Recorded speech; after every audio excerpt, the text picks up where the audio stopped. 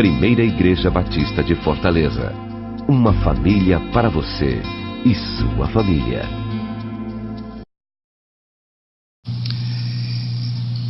O caminho da perplexidade à fé.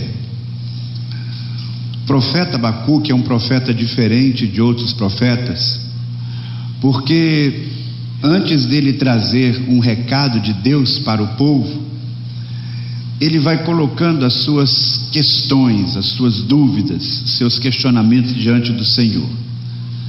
Tanto assim que no versículo de número 2 do capítulo 1, ele começa dizendo: até quando e não escutarás, Senhor?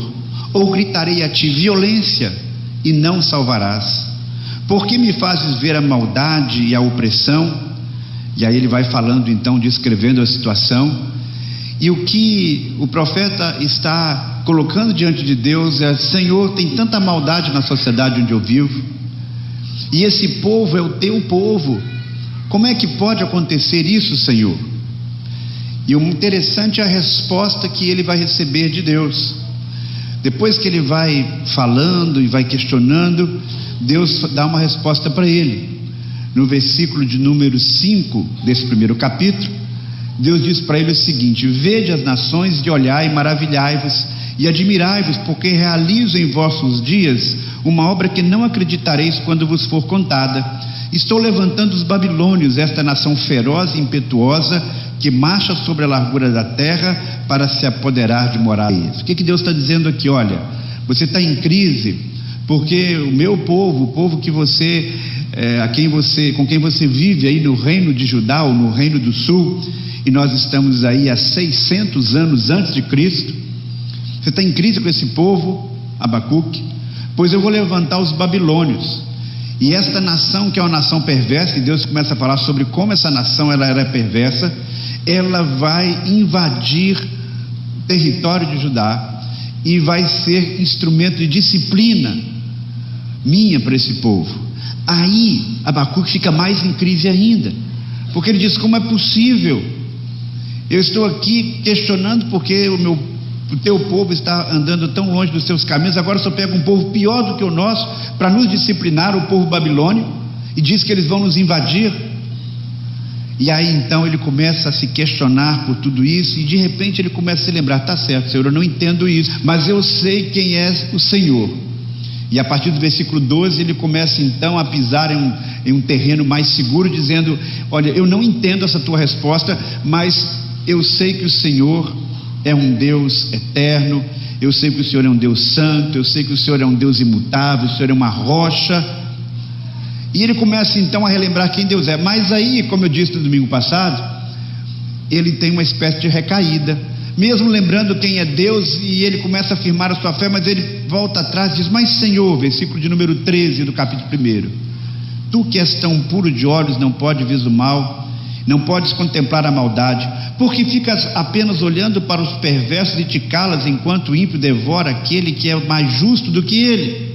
Então ele volta aquele questionamento lá do versículo 1, mas ampliando aí mais, dizendo: Senhor, eu não estou entendendo, como é que o Senhor vai usar um povo pior do que o nosso para exercer o teu juízo? Como é que pode ser isso, Senhor? À luz desses questionamentos de Abacuque, eu apresentei na semana passada algumas questões que o profeta levanta e que tem a ver conosco, e que talvez você em algum momento da sua vida já tenha feito essas indagações. Pode colocar aí na tela. Os questionamentos são: você é sensível à realidade da sociedade e clama a Deus por ela? Abacuque não estava preocupado simplesmente com a sua dor pessoal, com o seu problema pessoal, ele está falando sobre o que estava acontecendo ao seu redor. Nós estamos aí num tempo de eleições em que os problemas da sociedade estão sendo colocados todo dia na televisão, nas propagandas políticas, no noticiário. Como é que isso nos toca? Ou já não nos toca mais nada disso? Não estou falando da política em si, estou falando da realidade que vive o nosso povo.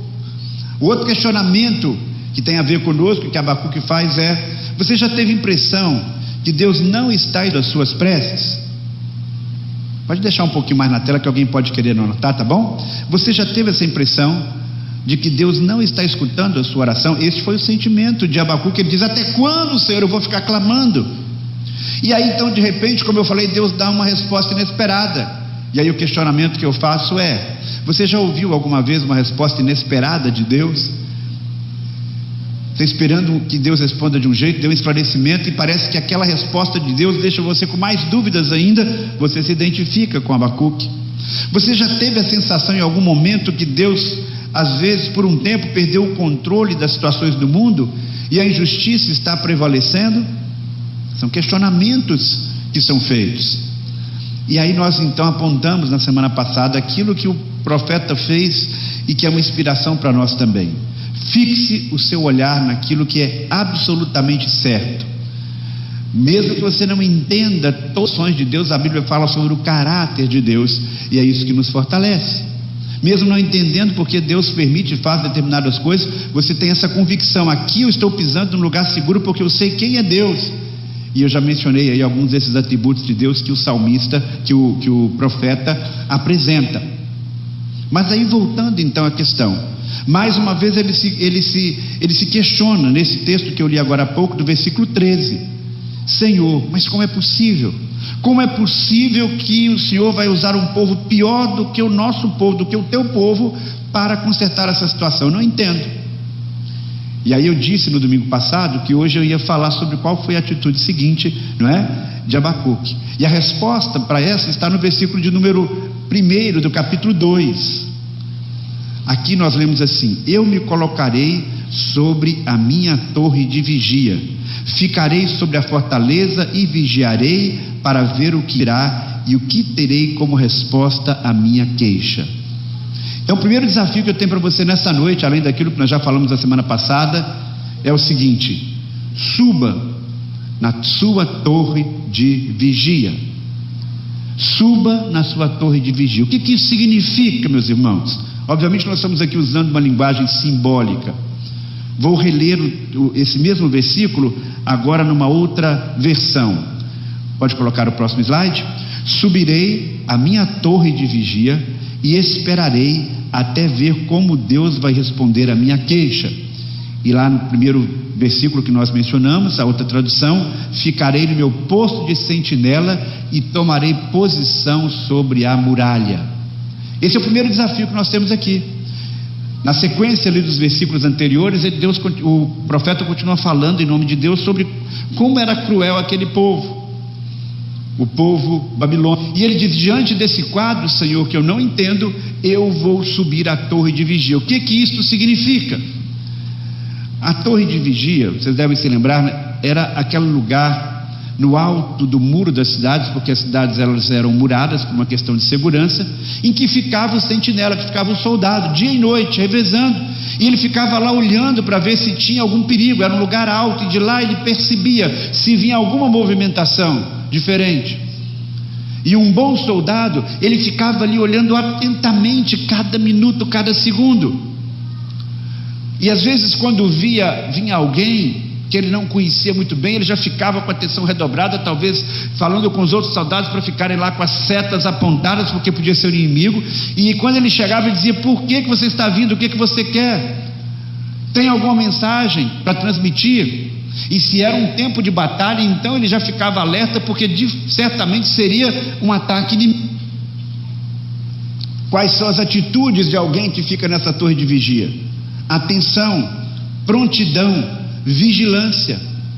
E o que o profeta está dizendo aqui? Eu estou numa situação de perplexidade, eu estou numa situação difícil, mas eu vou sair dessa minha posição e vou subir a torre de vigia. Ou seja, eu não vou ficar aqui do lado lamentando a minha sorte, chorando. Eu não vou ficar no fundo do poço. Não é assim que às vezes a gente se sente? Tanto em relação aos problemas pessoais quanto em relação aos problemas da sociedade. A gente se lamenta, a gente fala mal do governo, a gente fala mal das pessoas, a gente, né, e vê o noticiário e diz: olha, não tem jeito. Mas às vezes a gente emburaca lá e fica no fundo do poço. E aí? Eu vou sair dessa posição, eu vou ficar numa atitude, eu vou me posicionar em relação a Deus. O profeta, quando ele tinha aquela situação que ele conversa e não tem uma resposta plenamente satisfatória, ele não vira as costas para Deus, ele não fica maldizendo a Deus, ele não se torna um ateu, ele não fica na posição de vítima lamentando a sua sorte e a sorte do mundo. A Bíblia diz que ele sobe e ele fica olhando para cima, fixando a sua atenção em Deus. Ele diz: enquanto eu não sair, enquanto Deus não me der alguma resposta, eu não saio desta posição.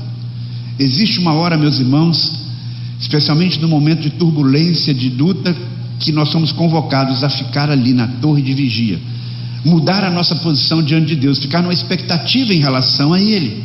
Onde é a sua torre de vigia?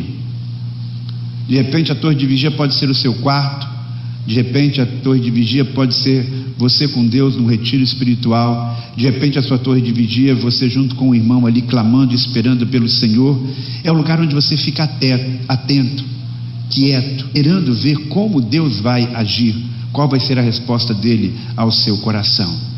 Mas ele não fica ali na torre de vigia simplesmente estando ali parado, não. Ele fica numa atitude de oração, ele fica esperando a resposta de Deus. Essa é a segunda atitude que nós temos aí.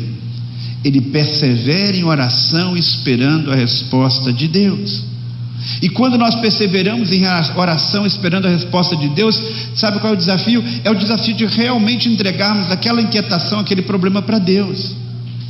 Porque existem alguns problemas na vida, meus irmãos, que nós podemos resolver, e que nós precisamos só da orientação de Deus sobre como nós vamos resolver. Mas existem outros problemas e situações em que nós não temos muito a fazer. O que temos a fazer é entregar para Deus e dizer: Senhor, está em tuas mãos. O grande problema é que algumas vezes a gente coloca alguma questão, algum problema, algum questionamento, Deus não responde imediatamente, e a gente então traz aquele problema de volta, e a gente fica então segurando aquele problema, e a gente às vezes fala para todo mundo sobre aquele problema, menos para Deus. Eu já entreguei para Deus, mas não entregou não. Você não deixou nas mãos de Deus não. Você está tentando resolver a coisa que você sabe que você não pode resolver. Ou então você fica se amarrando em torno daquele problema e agindo de uma tal maneira que todas as pessoas ficam em torno de você. Uma vez que nós confiamos a Deus um problema, na verdade nós nem sempre conseguimos fazer isso, mas o ideal é que a gente consiga realmente descansar no Senhor, deixar aquele problema, aquela situação nas mãos do Senhor. Isso não significa que a gente não vai mais nunca conversar com Deus sobre aquilo. Ele diz: eu vou ficar aqui esperando. Mas isso significa que nós não vamos ter que viver em torno do problema. Nós vivemos olhando para o Senhor e esperando a ação dele, como um soldado na torre de vigia, esperando qualquer movimento ali. E como é que Deus vai nos responder? Como é que nós vamos poder de fato perceber que Deus está agindo ou Deus está respondendo a nossa oração? São muitos os caminhos pelos quais Deus vai nos falar. São muitos caminhos que nós podemos perceber o mover de Deus ali quando nós estamos na torre de vigia. Através da sua própria palavra, através de uma resposta no fundo do nosso coração que fazemos no nosso momento de oração com Ele, através da providência de Deus quando portas se fecham ou quando portas se abrem. Deus está pronto a ouvir a nossa oração, e a Bíblia diz que de fato os ouvidos do Senhor não estão fechados para que Ele ouça o nosso clamor. E aí logo no versículo de número 2 do capítulo 2, nós vemos que Deus responde a oração de Abacuque. Eu não sei exatamente quanto tempo se passou entre o versículo 1 e o versículo 2 aí desse capítulo 2. Deus respondeu essa pergunta logo no momento que ele subiu para a torre de vigia e disse: eu estou pronto a ouvir a voz de Deus aqui. A Bíblia diz que Deus dá para Abacuque uma resposta, e ele não apenas deu uma resposta ao interior, ao coração de Abacuque. Ele disse: Abacuque, eu vou te dar uma resposta, mas você vai compartilhar essa resposta na comunidade onde você está. E você sabia que Abacuque foi o primeiro marqueteiro da Bíblia? O que Deus mandou ele fazer? Veja aí o versículo de número 2, pode colocar aí na tela. Escreve a visão em tábuas, de forma bem legível, para que até quem passe correndo possa lê-la. O que a gente consegue ver quando passa correndo na rua? Um outdoor, não é verdade? Então nós temos aqui o primeiro outdoor da história, né? Ele diz: olha, é tão grande que quem passar aí de cavalo, correndo e tal, vai passar e vai ver essa mensagem, uma mensagem importante, né? Então quando alguém perguntar para você quem foi o publicitário, marqueteiro da história dos profetas, é Abacuque, viu? Ele tem esse título aí. Muito bem, então Deus fala com ele: olha, eu vou ter uma resposta, não é só para você não, essa resposta interessa para todo mundo. E o que Deus então responde para ele? Abacuque, capítulo 2, versículo 3, ele diz o seguinte: pois a visão é ainda para o tempo determinado. Pode colocar o slide para frente? E se apressa para o fim, ainda que demore, espera, porque certamente virá, não tardará.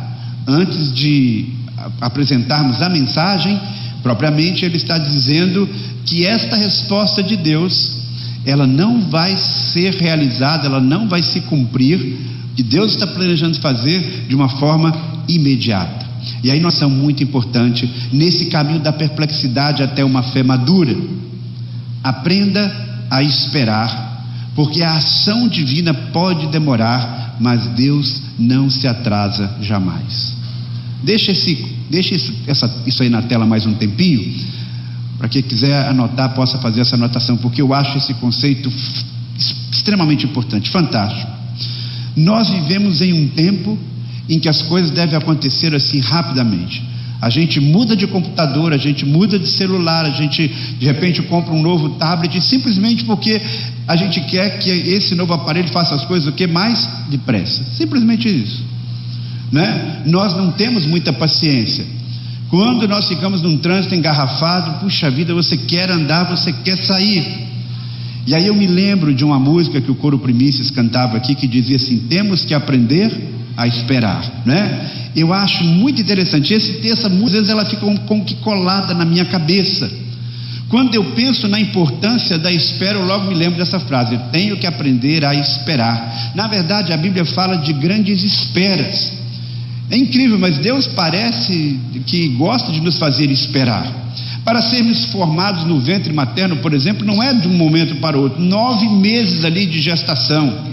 E cada uma dessas semanas é extremamente importante, tanto assim que quando o neném nasce fora do tempo, ele precisa de cuidados especiais. Deus sabe que o tempo que ele precisa para formar algumas coisas em nós, na nossa vida, demanda tempo. E não há jeito, meus irmãos, da gente adiantar o relógio de Deus. Nós temos que aprender a esperar. Eu confesso para vocês que algumas vezes não é muito fácil para mim esperar, especialmente quando a gente vive com pressa, quando está com pressa. Você já se impacientou, já ficou impaciente uma vez, por um mero acaso, por exemplo, na sala de espera, esse é o nome apropriado de um consultório médico, né? É tempo demais esperando. E porque nós estamos presos a esta esfera do tempo, é que nós muitas vezes temos aquela sensação de que as promessas de Deus estão sendo muito demoradas em sua concretização. Mas há um detalhe interessante: há uma diferença entre atraso e demora. Há uma diferença entre atraso e demora. Atraso muitas vezes vai revelar apenas incompetência de quem está organizando um evento ou mesmo um encontro, desorganização, descaso. Não me preocupo com o horário e tal, não me preocupo com esse encontro, então se eu atrasar tudo bem. Demora é quando não é o tempo apropriado para a realização do que nós queremos, por isso é preciso esperar o mais. Não há nenhuma falta de ética, nenhum problema com a demora em si, mas nós não podemos dizer o mesmo do atraso. O atraso é quando uma coisa tem que ser realizada, ou deveria ser realizada num determinado momento, e ela não é realizada na hora apropriada. Deus não atrasa nunca. Deus demora, mas Deus não atrasa. Nós precisamos aprender a respeitar os tempos de Deus para a sua atuação na nossa vida e no mundo. Nós temos que esperar até aquele dia em que esse mundo, que é um verdadeiro quebra-cabeças, em que a história, que é um verdadeiro quebra-cabeças, vai ser formado e vai fazer sentido. Temos que aprender a esperar. Com uma agenda cheia e muita correria, nós precisamos reservar sempre um tempo para manter viva a esperança de uma vida que teremos no futuro, sem estresse, sem compromissos, sem horário rígido a cumprir, em que poderemos saber cada instante. Uma vida em que o futuro tão sonhado será realidade. Uma dimensão em que o tempo deixará de existir, porque estaremos vivendo na dimensão da eternidade. No caso dos babilônicos, o que Deus estava dizendo é o seguinte: olha, eu não estou atrasado, espere, eles vão ser instrumentos meus para disciplinar o povo, mas a hora deles vai chegar. É isso que Deus está dizendo agora para o profeta Abacuque: calma, eu sei o que eu estou fazendo. Primeiro vai haver a punição para o meu povo através dos babilônios, depois chegará o momento deles também. E por que vai chegar o momento desta nação tão perversa? Porque esta nação, ela simboliza aqui o que acontece com a maioria da humanidade. Ela é um símbolo da raça humana nesse contexto, em que a pessoa prefere seguir o caminho da sua força, o caminho do seu próprio coração, em que a pessoa, ela depende exclusivamente de si mesma. O desafio que nós temos à luz da palavra de Deus, e na sequência do texto, está aí no versículo de número 4, diz assim: vede o arrogante, a sua alma não é correta, mas o justo viverá por sua fé. Numa outra tradução, esse mesmo versículo diz: o ímpio está envaidecido, seus desejos não são bons, mas o justo viverá pela fé. Então o desafio que nós temos aí, meus irmãos, é confiar em Deus e não no poder humano. Deus assegura ao profeta que ele não está inocente da história, ou seja, que ele não está desatento, que ele está analisando exatamente tudo que está acontecendo. E Deus sabe que o mundo dos babilônios, como o mundo dos nossos dias, é um mundo dominado pela arrogância humana. Por isso ele diz: sua alma não é reta. Deus não nega o mal que existe no mundo. Quando nós questionamos a Deus: Senhor, por que esse mal? Deus não nega essa situação. Deus não coloca a culpa no diabo. Deus não lava as suas mãos. Nós podemos tentar achar respostas para situações difíceis e caóticas do mundo, ouvindo especialistas em cada área do conhecimento humano. Nós podemos tentar achar respostas no dinheiro, na tecnologia, no poder militar, em nossas capacidades. É assim que geralmente as pessoas que não têm um relacionamento com Deus tentam resolver os problemas pessoais da humanidade. Esse é um caminho. Mas existe uma outra alternativa, e a alternativa que nós temos é o viver pela fé. A vida que Deus planejou para nós, a vida que Deus planejou para os seus filhos, é uma vida pautada pela fé. Que tipo de fé? Não é simplesmente um otimismo ingênuo, não é simplesmente uma fé em si, é uma fé no próprio Deus, é uma fé que Deus é o Senhor da história, é a fé naquele que nos ensinou a orar: venha o teu reino, porque teu é o reino, Senhor. E esta ideia da centralidade da fé na nossa jornada aqui na terra, é uma ideia que aparece com muita força em toda a Bíblia, especialmente no Novo Testamento. Você deve se lembrar que esse texto que nós lemos agora de Abacuque, a segunda parte dele, mas o justo viverá pela fé, foi o texto que o apóstolo Paulo se apropriou dele para falar de como é a vida de um cristão, de como é essa dinâmica da salvação. Lá em Romanos capítulo 1, versículo 17, ele usa exatamente essa expressão: mas o justo viverá pela fé. E não sei se você sabe, mas a maior revolução religiosa no mundo ocidental, ela aconteceu no século V, a partir de Martinho Lutero, século XVI, a partir de Martinho Lutero, quando ele botou os olhos nesse versículo em Romanos: mas o justo viverá pela fé, e ele percebeu que todo o sistema religioso que ele adotava não se coadunava com essa verdade da palavra de Deus. Este versículo e essa verdade mudou radicalmente a vida de muitas pessoas, quando eles entenderam que o relacionamento com Deus, o que vale não são as nossas obras, não é o esforço humano, mas é um caminhar em sintonia com Deus, procurando ouvir a voz de Deus, entendendo que Deus está conduzindo as nossas vidas e que nós precisamos de Deus para dar cada passo nesse mundo tão confuso e caótico, que não é simplesmente pela força e pela capacidade humana que nós vamos conseguir resolver os problemas, mas que nós temos que ser parceiros de Deus, e que Ele é que vai agir através de nós. Isso é pela fé. O cristão, ainda que se envolva em muitas esferas do trabalho e do conhecimento humano, ele não aposta todas as fichas no seu trabalho.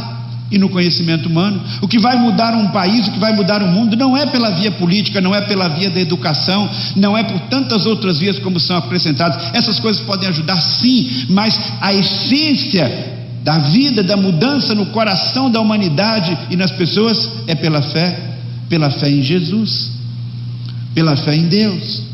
Então, o que nós temos aqui, meus irmãos, é que quando a pessoa acha que o que ela vai fazer, ela pode fazer porque tem recurso para fazer, ela está seguindo o caminho da arrogância e do orgulho. A soberba dos babilônios, na sequência dos versículos aí, ela é comparada com a soberba de um bêbado. Já viu aquele bêbado que enche a cara e fica valente, que se acha todo poderoso? Versículo de número 5 aí diz: além disso o vinho é traiçoeiro e o homem arrogante não permanece. E vai falando aí, e aí todo o capítulo 2 do livro de Abacuque, ele vai apresentando uma série de situações em que este povo, em que este ser humano enche o seu coração de vaidade, de orgulho. Isso produz cobiça, egoísmo, violência, bebedeira, imoralidade, idolatria. Eu não tenho tempo agora para explanar cada pedacinho desse capítulo 2 que fala exatamente sobre isso. Nessa sequência aí, do versículo 5 até o versículo de número 19, nós temos vários ais, mostrando exatamente agora, não a situação do povo de Deus, mas a situação dos babilônios. E Deus está dizendo: olha, eu não deixei de ver isso que eles estão fazendo, não. Como é que eles estão atrapalhando o mundo inteiro? Como é que eles estão se enriquecendo às custas da exploração dos outros, da violência, da mentira? Você já deve ter ouvido falar do jardim suspenso da Babilônia, o luxo que havia ali, da crueldade que havia, do poder. Mas o profeta está dizendo: não se iluda, Deus vai agir, e Deus vai, depois de usar esse povo para castigar o nosso povo, esse povo também será alvo do juízo de Deus. E o livro de Abacuque termina com uma expressão de fé extraordinária. Nós somos desafiados a cultivar uma fé que se alegra em Deus, mesmo em meio ao caos. Uma fé que se alegra em Deus, mesmo em meio ao caos. Esse é um grande desafio. No capítulo 3, nós temos uma oração de Abacuque a partir do versículo 1. Ele diz: Senhor, aviva a tua obra, faz de novo assim como o Senhor fez no passado. E Deus então vai respondendo para ele e dizendo do poder que ele tem e de que ele vai agir em prol do seu povo. Mas aí o percebe que esta ação de Deus vai ser tão forte que ele fica com medo. E no versículo de número 16, ele diz o seguinte, capítulo 3: quando eu ouvi, ou seja, ouviu a voz de Deus, meu ventre se comoveu, meus lábios tremeram diante do seu ruído, a fraqueza entrou nos meus ossos, meus passos vacilaram. Aguardarei em silêncio o dia de angústia que há de vir sobre o povo que nos oprime. Então ele diz: olha, Deus vai agir de uma forma realmente dura. E quando nós pensamos na consumação dos séculos, como vai ser a condenação daqueles que não se entregaram a Jesus, é algo que realmente nos assusta, não é verdade? O final da história vai ser muito sério para aqueles que não colocarem a sua fé em Deus, para aqueles que não colocarem a sua fé em Jesus, para aqueles que não viverem esta vida pela fé, ou não buscarem viver esta vida pela fé. Mas antes que isso acontecesse, ia acontecer uma outra coisa: o povo de Deus ia ser disciplinado. E esta disciplina, esses exércitos entrando e destruindo tudo, iam provocar uma situação de caos. Aí ele descreve nos últimos versículos do seu livro esta situação de penúria, de miséria, de caos, fruto da guerra, fruto da invasão dos babilônios. Mas ele diz que no meio de tudo isso é possível ainda se alegrar no Senhor. Vamos conferir o que ele disse?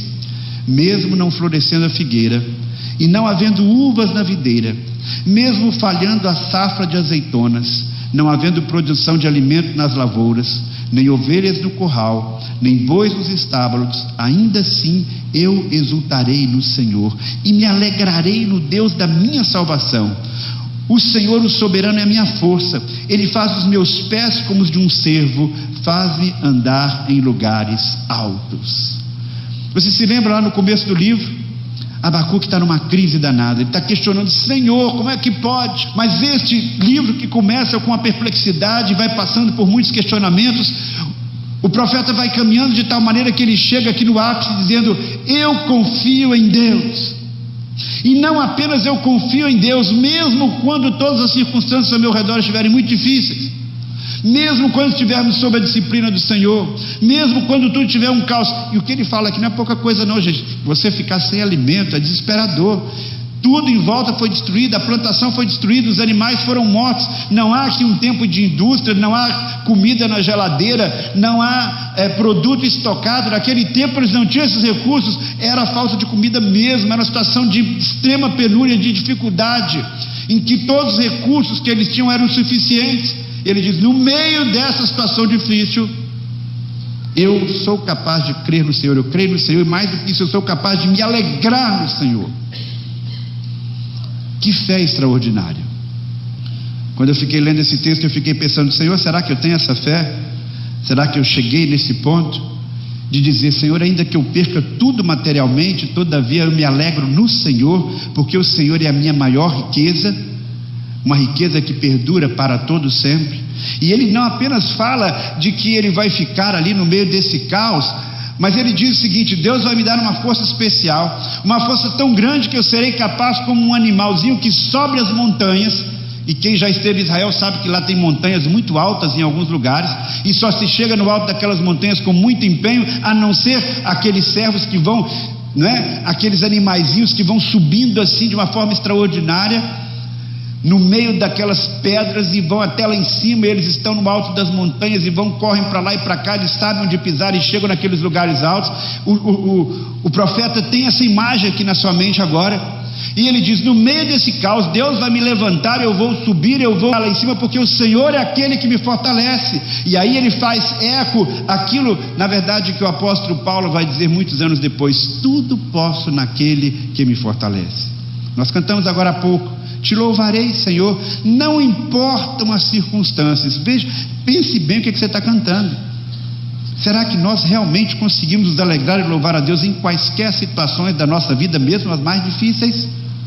Isso não é uma coisa humana, isso é fruto de uma fé sobrenatural.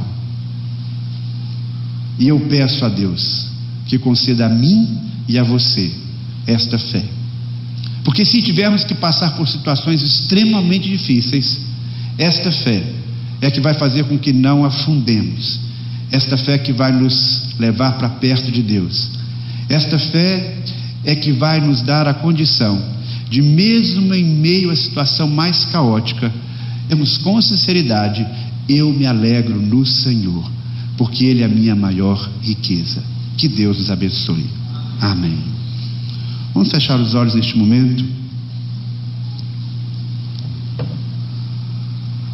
Pode ser que esteja falando aqui alguém que está vivendo assim um momento difícil mesmo.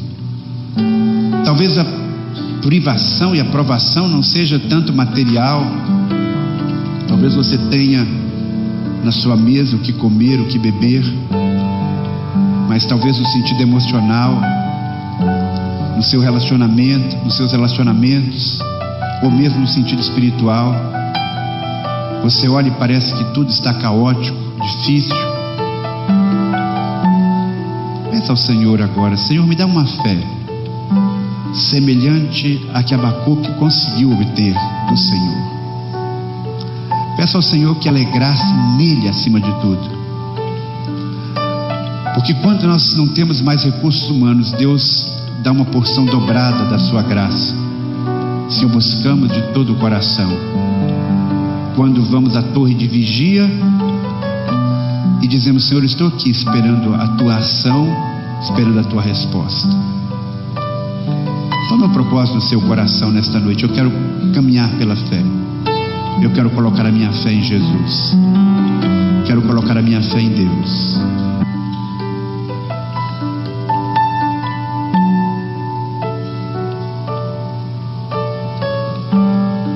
Ouve, Pai, a nossa oração, que nós fazemos em nome de Jesus. Amém.